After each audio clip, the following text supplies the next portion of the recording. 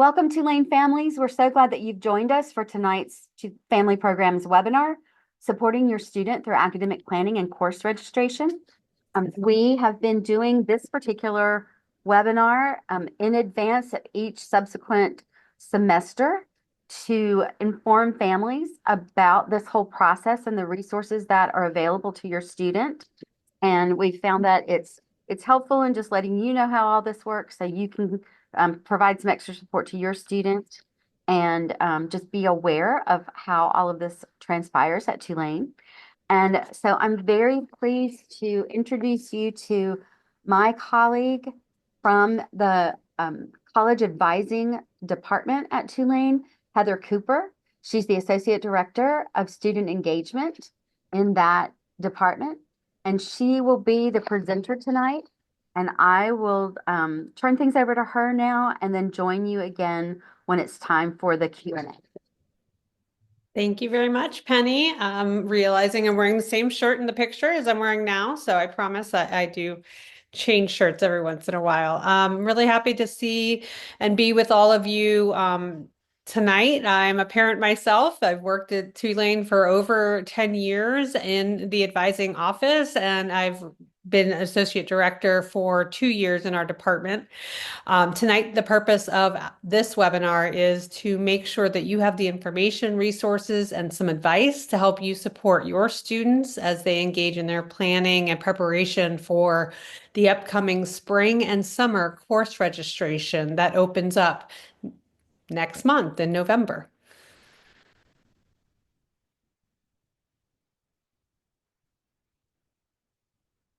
The objectives of tonight's webinar will be to just give you a little insight into the advising model at Tulane, talk a little bit about the advisor role and the responsibilities that our advisors have in the registration process, and then the student role and their responsibilities in the registration process. Students and how they can support how you can support your students is going to get covered, and registration reminders and resources, and of course, answering your questions, as Penny mentioned. So some of you may have joined our webinar in the spring prior to summer registration, but the advising model at Tulane is pretty specific to Newcomb-Tulane College, which is the undergraduate college of the university. Our college advising office lives in Newcomb-Tulane College alongside of our campus partners and partners within the college in success coaching, career coaching, study abroad advising, fellowship advising, lots of different advising and supports that are going on for your students. So college advising is the academic advising role within Newcomb-Tulane College. And our role is really to help the student and support the student from onboarding at the university to graduation, make sure they understand the Newcomb-Tulane College core curriculum, make sure that they're connected to resources, and make sure that we are talking to students and assessing how and how the resources are landing for them and how those resources might be best utilized by those students. So I really see advising as a teaching role at the university, and all of us work together within the college to offer that to their students. So within college advising, we break our team up in a couple specific ways. First, we have the first year advising team, and that group of advisors is specifically focused on and trained to support first year students undergoing their transition to college for the first time. We have our core college advisors. These are advisors who work primarily with sophomores, juniors, and seniors through the graduation process and through the major declaration process, and often the study abroad process as well. We have pre-professional advisors in our office. Those two advisors focus on pre-law and pre-med and pre-health applications, and will be really important to your student understanding the application process for each of those post-secondary opportunities outside of Tulane. The peer college advisors is a group I lovingly oversee, and those are student advisors who are trained to support students in kind of those registration ins and outs, good at giving students information about professors that they enjoyed or learning tips and tricks that worked for them in certain classes, really just giving that on the ground look at advice giving that academic advisors clearly can't do because we're not sitting in class next to your students. So that's just kind of how we work. We live in Newcomb-Tulane College. We have lots of advising partners on campus, and then we break ourselves up to manage our different student work that we get to do. So where does the advisor's role in registration? We consider ourselves the experts within Newcomb-Tulane College on the core curriculum. So everyone needs a writing class, everyone needs to take a language class, everyone has a lab science or a non-lab science or what kind of math classes. Those kinds of things are in our wheelhouse, and how those things might overlap with different majors or different summer transfer credit or study abroad opportunities. Those are all things we talk about. I consider our role to be very important in supporting students through the decision-making process. So a lot of times it has to do with talking through what's happening for the student, what's working, what's not working, and really just helping lay out all the cards on the table so that they can select the cards that are most relevant to them in that moment so that they can make the best decisions possible. I could always encourage, I'm a primary trainer in our office, and I basically oversee the team of advisors. So I really work with each advisor and each team to make sure that they're encouraging balance with student schedules. They are becoming experts in course recommendations. Every semester course offerings change, so that is an uphill battle. But at the same time, our course recommendations with a very structured curriculum are pretty set. And with the electives or more flexible classes, we're constantly learning from our departments. We're hearing from the School of Liberal Arts or School of Science and Engineering on new and upcoming classes that are being offered or new programs and things like that. So our role is really to stay up to date on as many of those curricular changes as possible. When needed and often, our job is to kind of assess the situation and make sure students are referred to the specialist within the areas that the student might be asking about. So if they're asking about majors or minor requirements, we can always get them started in those majors or minors, but it will be up to the major or minor department or specialist school to make sure that the students understand the long-term obligations or requirements for those programs.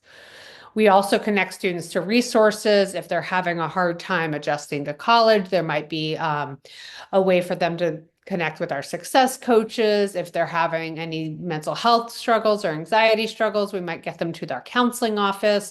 Or if there's tutoring needs or more specific needs, we might bring them over to the tutoring center or peer advising and so forth. So depending on the situation, we're going to connect them to the resources and really help them navigate the campus, bureaucracy, as it were, with any large organization.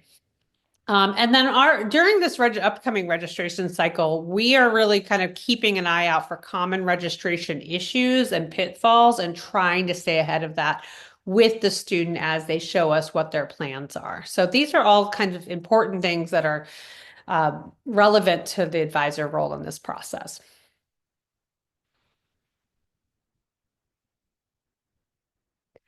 The student role, also equally lengthy and important.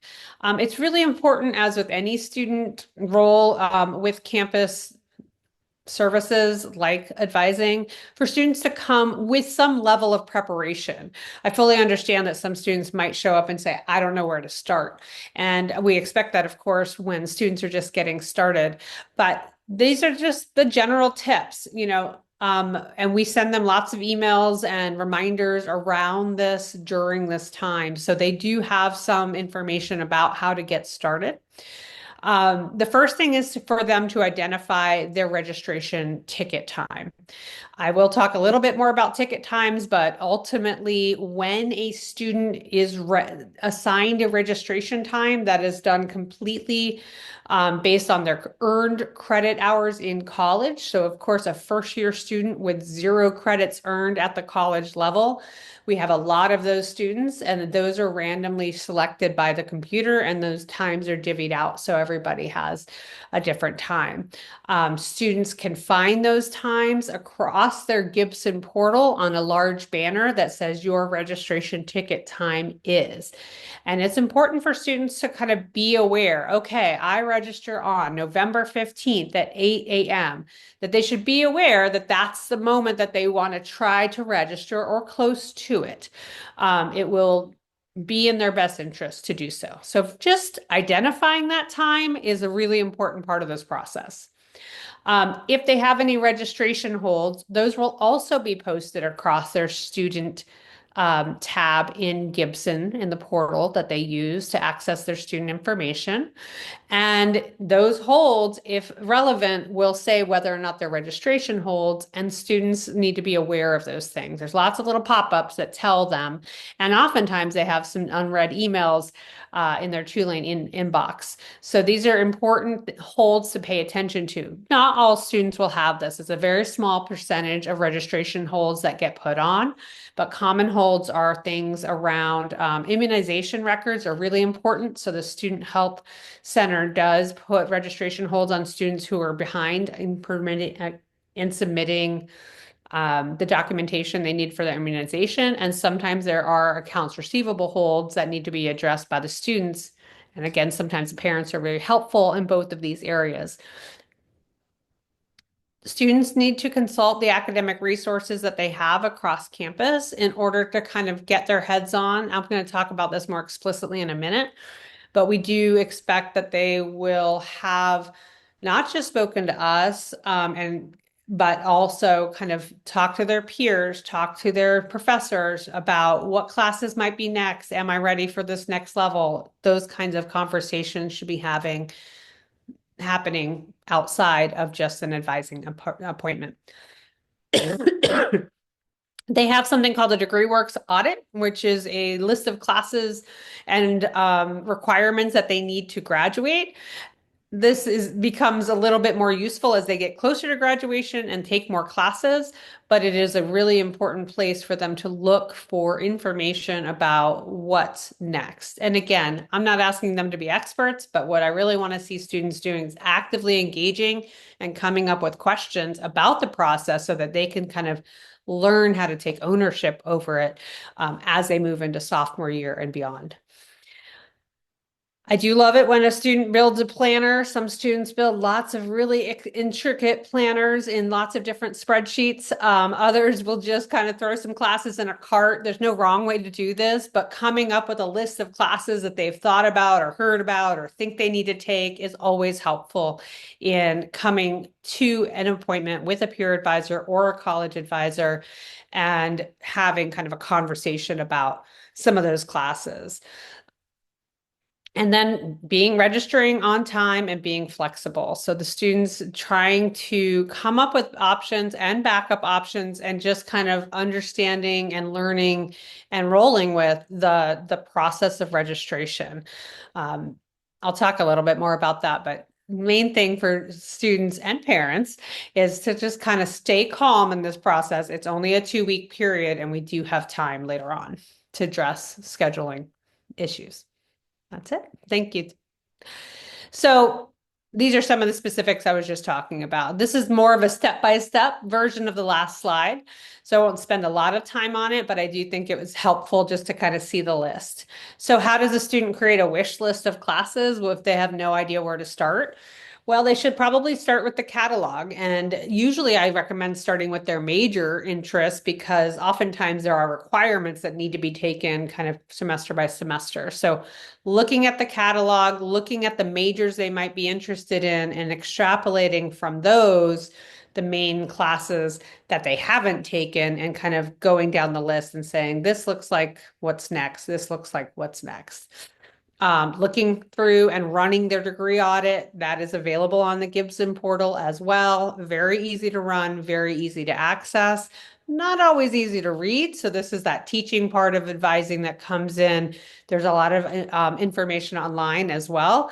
Actually, I don't know if these will work when Penny shares the slides, but these are actually hyperlinks to the catalog, to the degree work audit and stuff, things like that.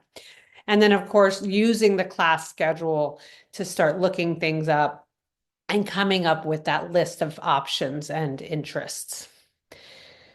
Reviewing their resources. So if they literally have nowhere to start and you don't know where to start, the advising website, if you just Google advising Tulane registration, there's actually kind of a step-by-step that mirrors a lot of what you're looking at here. And that website has a lot of information about registration, other information about how to make an appointment, pre-professional advising, all of those things. The registrar website has a lot of really good resources just about the registration process. And then there's departmental websites that will show what requirements students need. Every department's very different, but some departments do have kind of a checklist that students can just download and print. And sometimes that's a little easier for students to follow. Asking questions. So I've already mentioned this, kind of gathering these, looking through these resources and saying, okay, I get this, I do not get this, and I do not get this. So bringing those questions to us with a little pre-thinking will make for more effective conversations. Having conversations, we either before or after working with college advisors, with our pre-professional advisors. So oftentimes, like, we can get you started or get the students started in classes that they need for certain pre-professional opportunities later on. But it is always a good idea to kind of think about the big picture and think about balance and things like that with a pre-professional advisor as well, since down the road, they'll be working with that population in order to make and put in a good application to the schools. And then our peer college advisors, again, can be really good points of contact for those kind of day-to-day questions you may not want to ask all the adults on campus, but peer college advisors are good for, like, hey, why isn't this button working? I don't understand. And that usually makes it's just a little easier. The bar is a little lower, and we have those peer college advisors available both online and in person at Mussafer Hall. The last two steps are for them as they get closer to registration to finalize a planner. So oftentimes students come up with the perfect planner. They've got no 8 a.m.s, they've got no gaps, everything's on Tuesday, Thursday, and everything's ready. And then as they get closer to registration, especially if they're not seniors and kind of registering earlier on, they start seeing that courses are filling up or availability is changing, or that lots of people wanted the 11 a.m. class instead of the 8 a.m. class. So it's really important that even though they've built a beautiful planner and have the perfect plan, that they kind of look again and see where that plan has landed as the registration process has unfolded. So priority registration runs from November 4th through November 15th. It's 2 weeks of kind of opening registration times, and the availability of courses will change over that 2-week period. In order to finalize, in addition to kind of looking at course availability, it's also important that students look for and anticipate registration errors. They can actually look when they click on things in their class schedule. There's a tab that's called registration, which is where they'll do the registration activities. And on that tab, if they're logged in, they will see any issues that might come up. So just having an eye on that will be useful. And I'm not telling you all this because I expect parents to be involved in this level of detail. I'm just letting you know kind of what the context is. So if things come up for your students, you might be able to say, oh, I was at this webinar and I remember the presenter saying something about registration errors. Have you looked there? And then always having backup options ready. I think it's really healthy to have a list of 5 to 10 classes that a student might be interested in taking, and there might be a couple have to takes, and then there could be the list of interests, and that's going to give them a lot more flexibility and a lot less stress in the moment of registration, so they feel like, okay, these are my priorities, but this I'm also happy with these options. And on the day of registration, just to register. It's always a good idea to log on to the system prior to their ticket time. So if it starts at 8 a.m., opening it up at 7:45 and just kind of looking and making sure there aren't any issues. If it's clear and ready to go, then at 8 o'clock, they can just press the submit registration button. If something has changed and become not available, that's a moment where they can also change something to a waitlisted class instead of a registered class, and they can make some in the moment decisions prior to registration.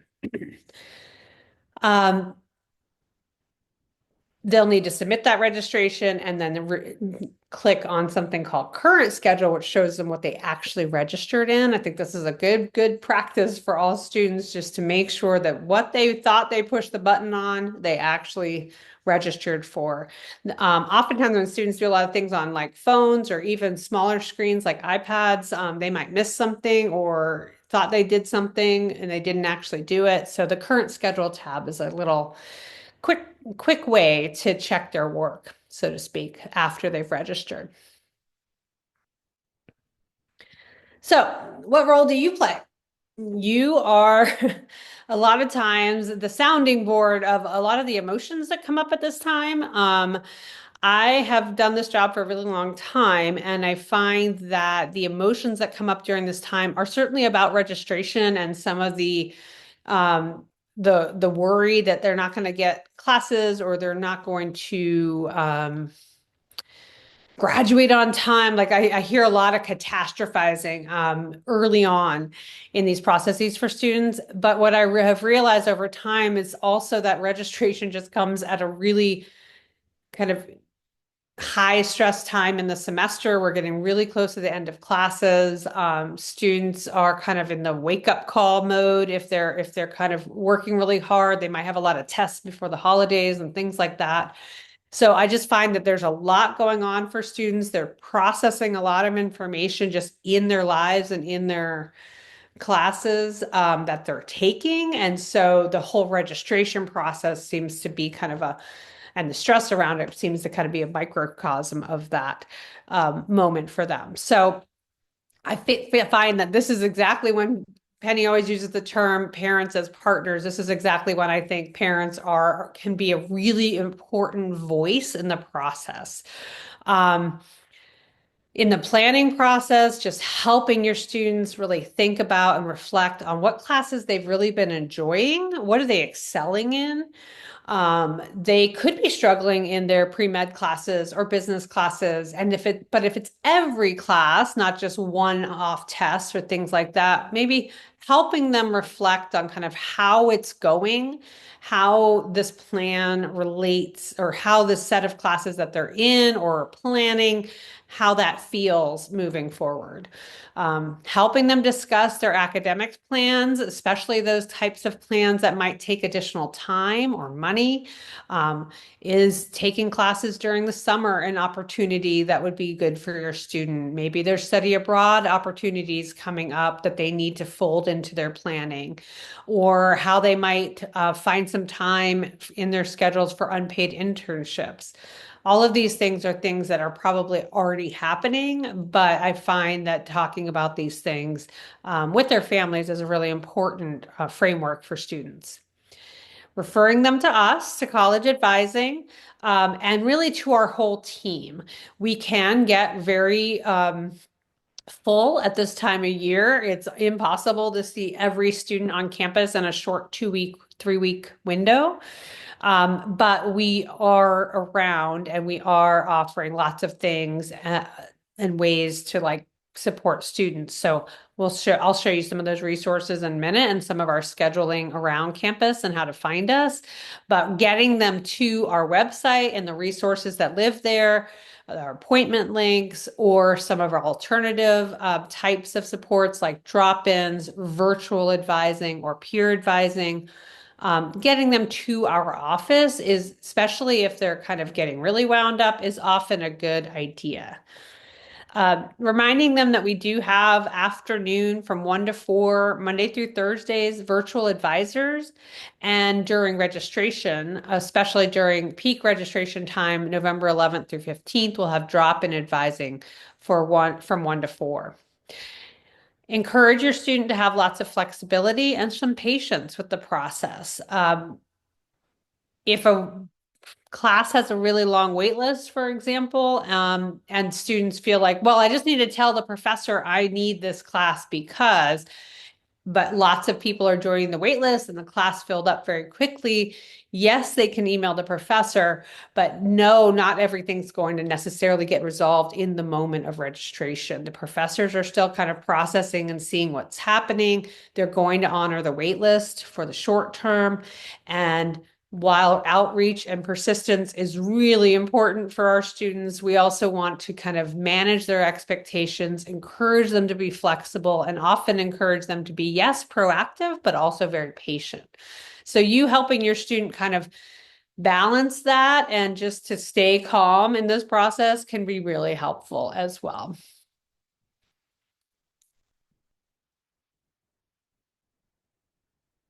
I find that there's usually a lot more flexibility and there are more options than most students see in the moment. A lot of that comes out of what I mentioned before, that moment in the semester, but also that the reality is that there might be 2 or 3 classes required for a particular major, but the rest of it is actually elective. So as long as it's a class from that department, there's some flexibility.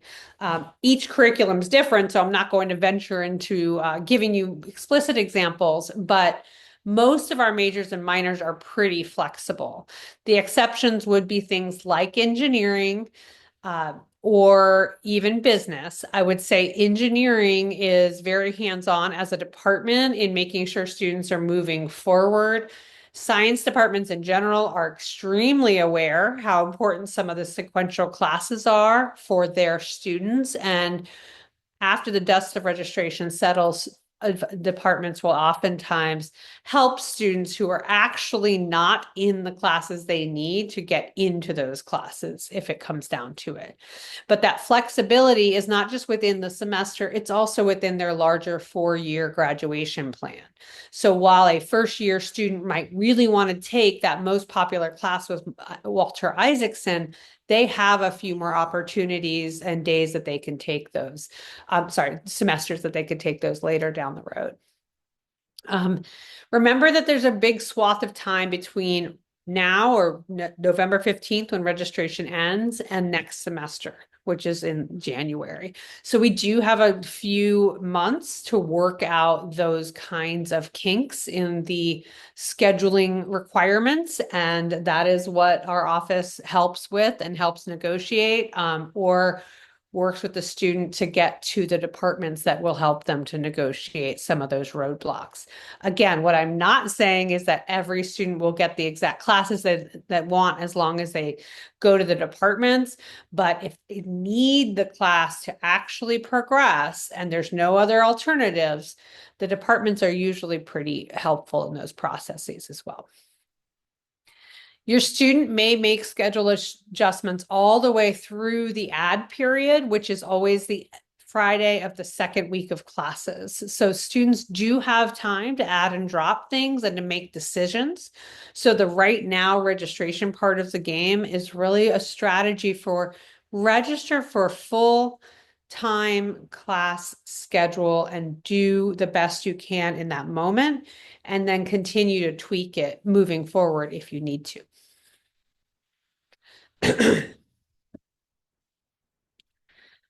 So a few more specifics about the registration process. As I mentioned, what we call priority registration is just when the registration opens.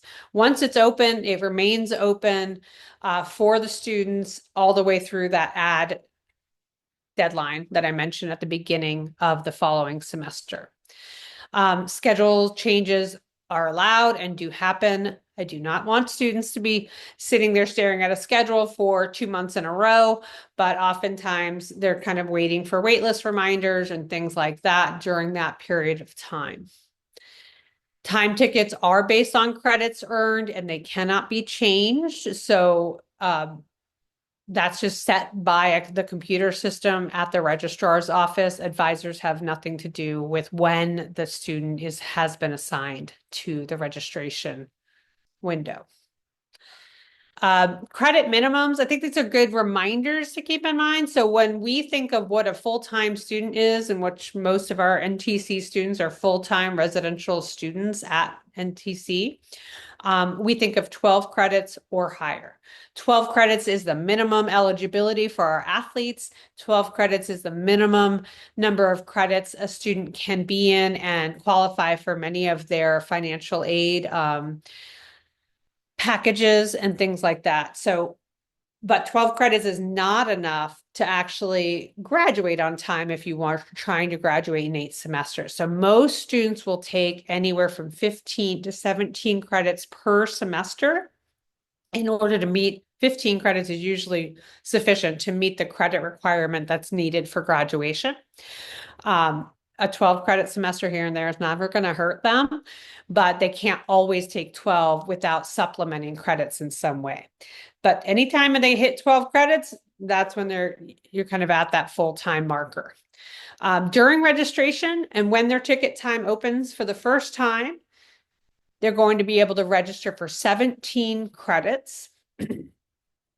After everyone's had a chance to register, so after the 15th in this semester on the 18th of November, the registration maximum will go all the way up to 19 credits. Students who want to do what's called an overload, requesting more than 19 credits, would need to wait until the current semester grades are in.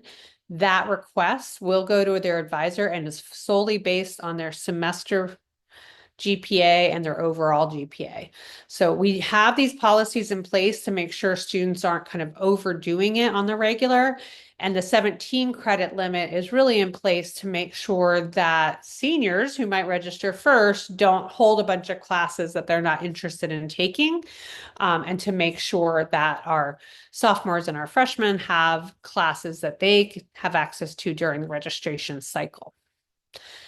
For waitlisted classes, students will need to actively waitlist for a class in the registration system. It's pretty transparent once you get in there.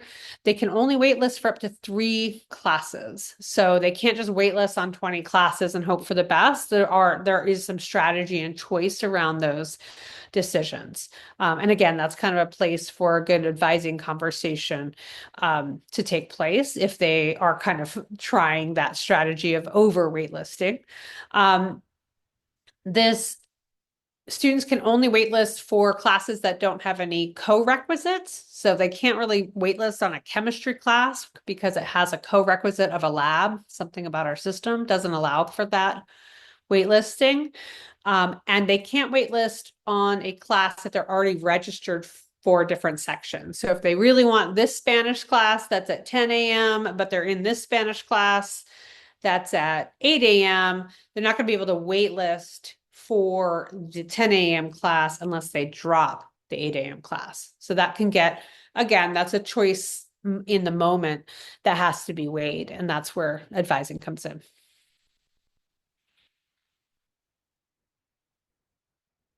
So the team, where are we? We have lots of organizational activities and events listed in WaveSync, which is it's for the whole campus. So if you just look up WaveSync Tulane, you'll get all the various activities that your students have access to. Your students can actually log into the system and save events. And this is oftentimes where students will access information about campus organizations and all sorts of things. So NTC, our Newcomb-Tulane College, the entire college requires that any of us doing events need to post events in WaveSync. So we have all of our upcoming events, times, dates, links, if it's online, listed in WaveSync. So that's always a great place for, you can go look at it. You don't need to log in to see what's available. Virtual advising, like I mentioned, is 1 to 4 every day. I'm sorry, it says on here that virtual advising is 9 to 5 Monday through Friday, and I'm realizing that is a mistake. It is only 1 to 4 in the afternoon, so that our advisors can be available in the morning for one-on-one appointments. One-on-one appointments are scheduled through our Calendly system. These usually are appointments that either need to be scheduled ahead or happen to pop up because somebody has canceled their appointment. During this high traffic time, you can expect that it looks like for the next 2 weeks, nothing is available. But then if they look at it the next morning, they'll see a new day available. And that is a great idea for them to go ahead and schedule, even if it looks like it's after their registration time, because they probably are having, like I mentioned before, some big world questions about their major and about their plan. And so even if it's after they've actually done the best they can and registered for classes, they often need to have that advising kind of conversation to kind of unpack how that went and what's going on for them. So they might be able to use our virtual advisor or our drop-in events or a peer college advisor to get the nuts and bolts of their schedule. But those like, what do I do now? How do I declare the major? Where am I going next? What if I don't like this? All those bigger questions, those are good one-on-one questions and one-on-one appointments that can happen from November 18th through December 9th or 10th, whenever they leave campus this semester. But we do have lots of drop-in events going on, like I mentioned. And then our peer college advisors are in Mustapher Hall, usually between 11 and 4 or 11 and 5, Monday through Friday.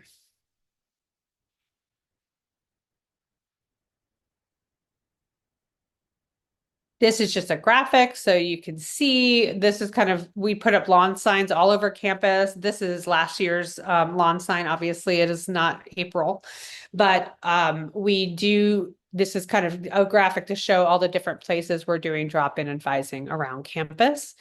And we ask our entire staff, whether they be first-year advisors or upper-level advisors, to work some of these shifts around campus from 1 to 4 each day. We find that this is a great way for students to come in, ask their questions, connect with us kind of a little closer to where they're at. So think places like the LBC or the Hub. And then, of course, over here on the A quad over by their classes at Mustapher Hall as well. Drop-in advising, we recognize it's a very specific type of appointment. This is not the big, what am I going to do with my life question? It is going to focus in more on what do I need to know in order to register, and is this schedule that I've selected okay? Or what do I do about this issue? Or I don't know what, all sorts of things. So it's a real good place for quick questions, registration, and schedule checks. Not saying that we haven't had lots longer conversations with students. If they have no idea where else to go, they can come find us and we will take care of them. But this is usually a good moment for quick questions. And leadership team, we have myself and 2 other associate directors. I have a team of assistant directors who oversee each of our individual advising teams. And we're usually on hand and try to just keep our schedules pretty flexible at this time so that students who are kind of up against a lot of extra stress can come talk to one of us and just kind of get pointed in the right direction.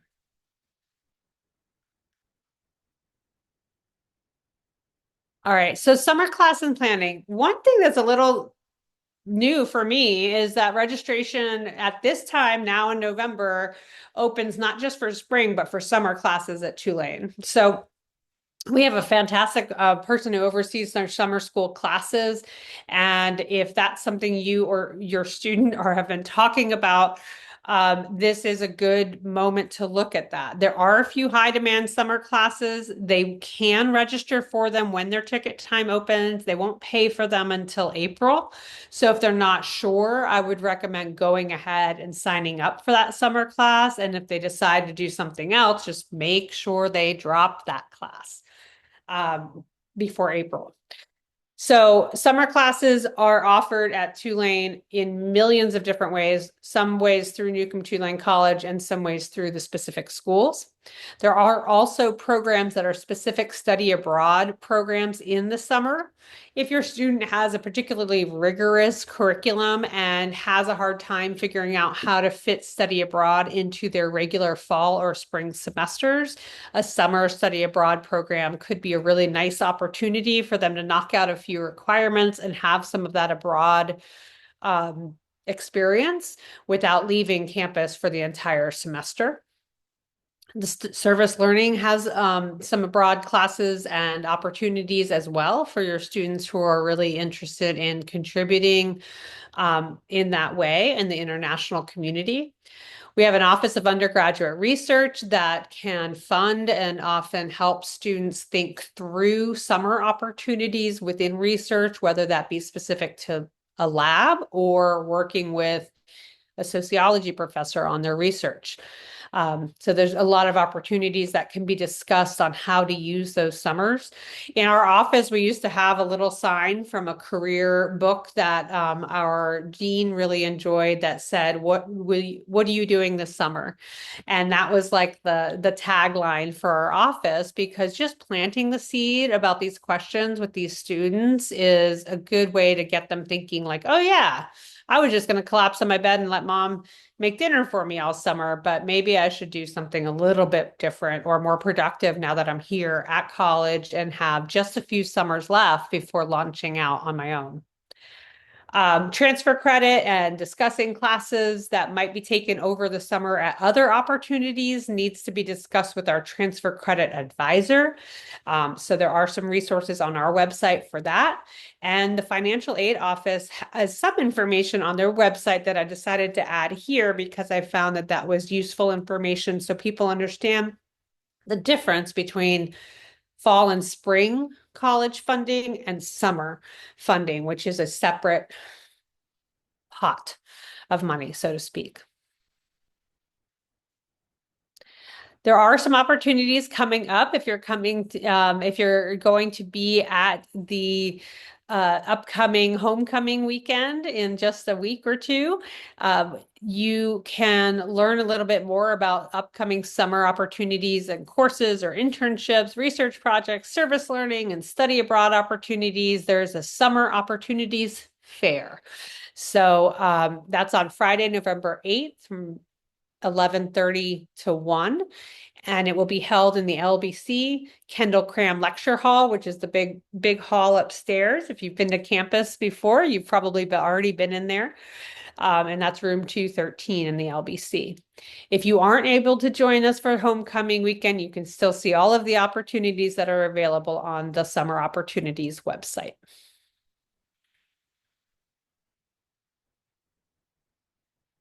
All right, this is really more for the post presentation links that you might need to navigate some of the information I've shared. So like I mentioned, there is a DegreeWorks audit that your student has access to. There is more general information on the registrar website about how to use that and what it means. Again, this is your student's role, but I just want you to have the links. The university catalog is just catalog.tulane.edu. This is our document and kind of the place we go to see what the requirements are, what the exceptions are, what courses are repeatable, all of the things, policies. The university catalog is kind of our go-to for that. When I was in school, it was printed and handed to me, but now it's a link in a nifty catalog.tulane.edu link. The schedule of classes, like I said, is where students will search and register for classes. The academic calendar is important for students to identify different decision points in the semester. And then the specific links I've provided for the offices that might put on registration holds, including accounts receivable or student health immunization. Even if they don't put on holds, if there's issues with these offices or questions about what's being required or asked of the students or families, these are the direct links to those offices. And just a few upcoming reminders. So like I mentioned, registration opens as early as November 4th for some students. Most students will not register until that November 11th through 15th week. The last day of classes is December 6th. The exam period is the 9th through the 14th, and grades are due from professors December 18th. So that's that's usually when students can expect to be able to see how things landed for them this semester.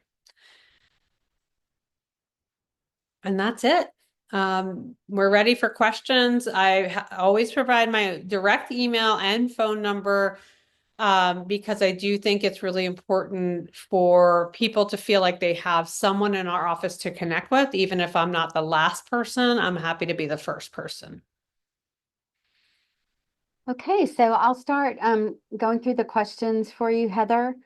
Um, the first one is, my daughter has a probable list of courses to choose from. However, she requested guidance that will be on the 11th. I think that means that her appointment's on the 11th. Can she register on the 5th to secure a spot? We might need some clarification of that question. Heather, did that? I think I know what you're asking, so I'm going to answer it with what I think is being asked. So the registration time that's been assigned to students is set. So if your student is the registration time opens on the 5th, which would be unusual. Nobody's new time should be on the 5th.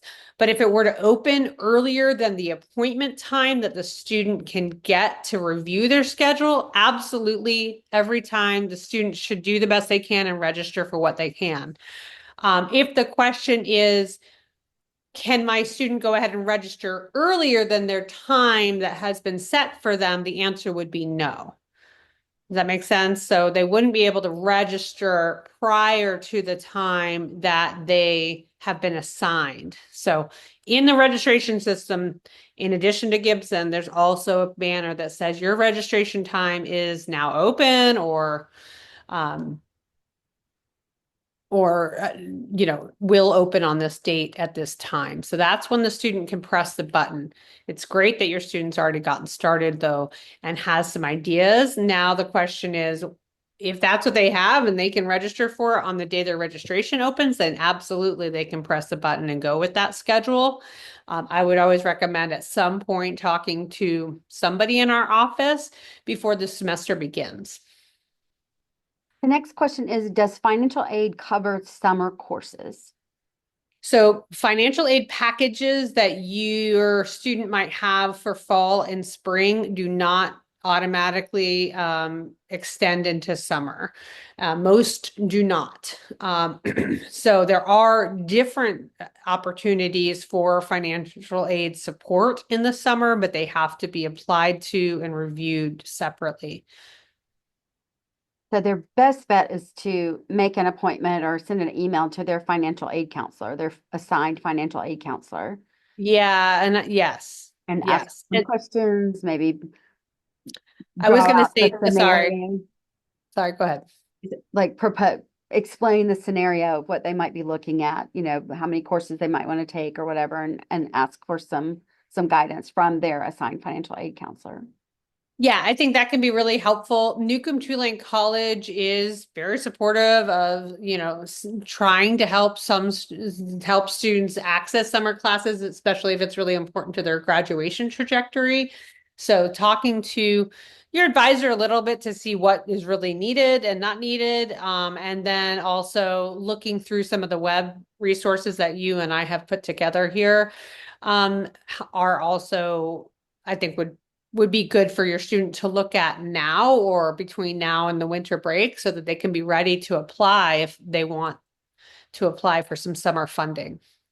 And some of that summer funding is grants from Newcomb-Tulane College, from resources they have, or Mhm. things that donors have supported. And so it's different from the other kinds of financial aid, but there's some things that can help them with some of the expenses of their summer expenses for the different things, as I understand. So it's definitely Yeah. something to explore and have them look into. But I think to do that as early as possible. That's why we put together that summer opportunities fair and the website, so they can find out some of that information, and have longer time to plan for that since it operates differently for the summer. Absolutely. So the next question is, if my daughter is struggling between a few different permutations for majors and minors and double majors, which type of advisor is best for her to meet with? Her goal is to figure out which is best, in terms of one, career opportunities, two, interests, and three, practical and a reasonable schedule. So I think you've kind of laid it out in a really linear way. I think that exploration of majors will often start with the college advisor. If your student's a first year student, the first year advisor is really capable of having those conversations. Like I said, sometimes outside the next 2 week period. But the career advisors or might be a good place to go to kind of think about that piece. And then while they make that information a little bit more solid in their mind in terms of like, yes, I definitely want to go there. No, that doesn't sound very interesting to me. Kind of just having that information and then coming to the college advising appointment, we can help unpack like, okay, so you have these interests and these are some classes and some majors that might work.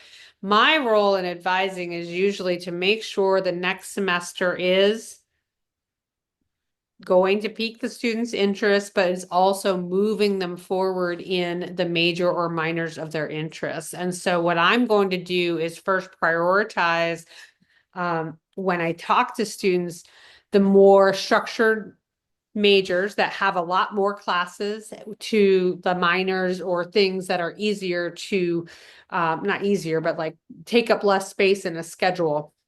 And so I'm going to help a student prioritize those things and then show them how some of those things might overlap with other curricular requirements.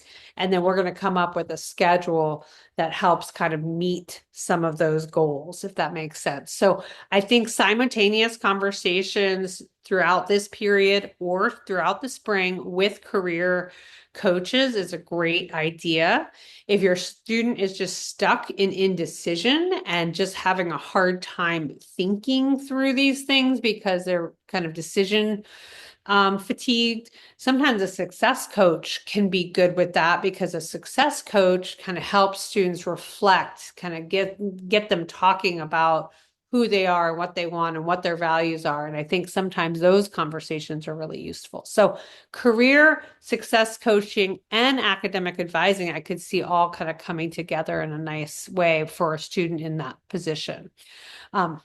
Real nuts and bolts answer, though, there is a career development class your students can look up at, and that has to do with the kind of searching out different majors. There's actually two different types of classes.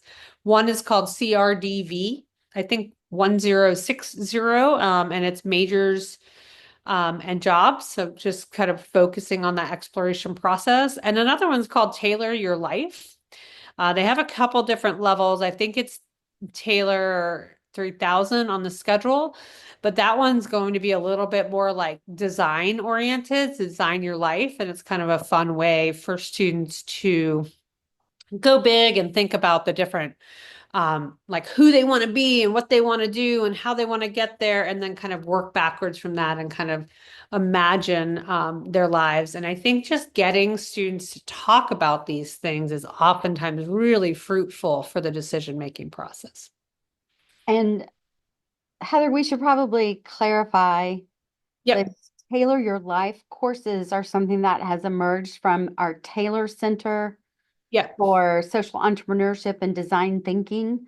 Does the name of the course have Taylor spelled like the center, Taylor, or is it spelled TA? So the name of the course, yes, but the course code, no. So that I can type the two course codes I'm thinking of if that's helpful, but it's TYLR when you look it Yeah. up. So just something, if you've heard of that and you want to suggest it to your student, if they're not already familiar with the Taylor Center, then that's just something for them to be aware of. So it's definitely a unique and popular course. So Yep. the next question is, Should the degree works audit what if analysis show all of the courses that are needed, including prerequisites for minors? That's a very specific. Prerequisites are not usually listed separately unless it is structured into the minor or major. So, for example, if you're a business major, you have to take economics, microeconomics, and macroeconomics. So those are listed because they're part of the major, but they also happen to be prerequisites for later coursework. Um, I'm not going to answer on behalf of all minors, but generally the audit is not going to pull in classes that are just prerequisites. It would have to be something that is built into the curriculum and a requirement for all majors to take. Okay. The next question is, can students do both a semester and a summer study abroad program? Is there a maximum number of study abroad credits that will count towards graduation? Not necessarily, no. Generally, the answer is no. Most students who go through Tulane programs, those classes are considered the same as Tulane classes. So if they're paying Tulane tuition and going on a Tulane abroad program, those classes will post to their record when they come back, just as any other Tulane classes. And there's no interference with those classes in terms of credits. So if a student were to go abroad and go through a transfer credit process and transfer those credits in, again, the answer is pretty much no. But if a student wants to go for a very long time, then we might start butting up against some limits or policies, but it would not be at all a problem for one semester or summer to go abroad. And do all the courses taken during study abroad automatically count towards the global perspectives requirement in the core curriculum? Well, that is a wonderful suggestion. I would love to see that, but not automatically, no. The next question is, how many SOPA courses can college students take? And SOPA is the acronym for the School of Professional Advancement. Yes, so School of Professional Advancement coursework and classes from the departments there.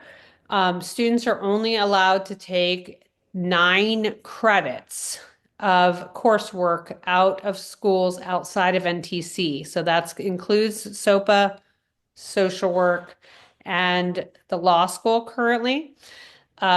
If a student is doing a major that lives in the School of Professional Advancement and is allowed for Newcomb-Tulane College students, they will be able to count all the credits toward that major or minor that they're allowed to take, kind of an approved major or minor. All of those credits will count towards the major, toward their degree. So it's a pretty complicated question. So they should definitely kind of proceed carefully and proceed with support from Newcomb-Tulane College, our Office of Curriculum and Policy, and College Advising. The next question is, can it be the case that a course required for a major or a minor, according to the degree audit, is not appearing in the class planner?